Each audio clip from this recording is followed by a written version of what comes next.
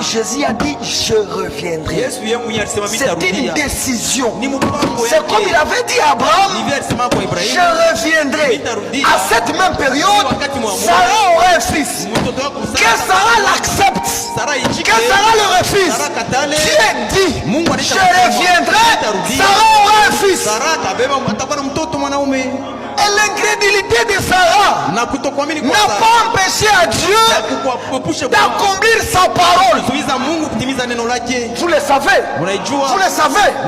Après avoir donné la promesse, Sarah arrive. Dieu dit à Abraham, pourquoi Sarah a-t-elle ri? Il y a quelque chose d'étonnant de ma part. Sarah vient, il regarde Dieu dans les yeux. Il dit tu mens. Je ne parle. Dieu comme Dieu devrait tuer Sarah là.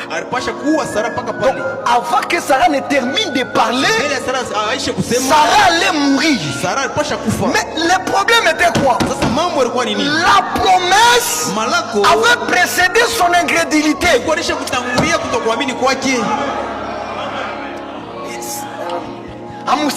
Vous n'avez pas écouté. Sarah doute. Sarah dit Dieu tu mens. Dieu devrait les tuer. Mais comme Dieu n'est pas un homme pour se corriger, avant les doutes de Sarah, la promesse avait précédé. Et dans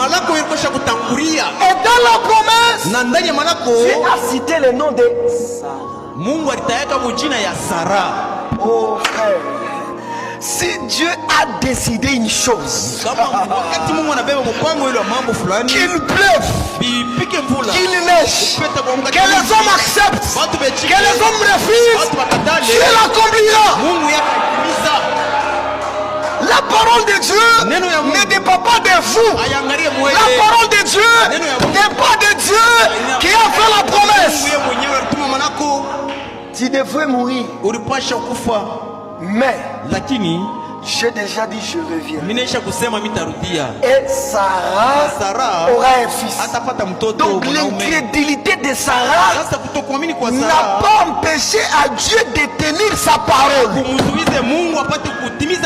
Et quand Paul écrit ça au sujet de cette promesse là, Paul dit Dieu n'a pas seulement parlé, Dieu a géré.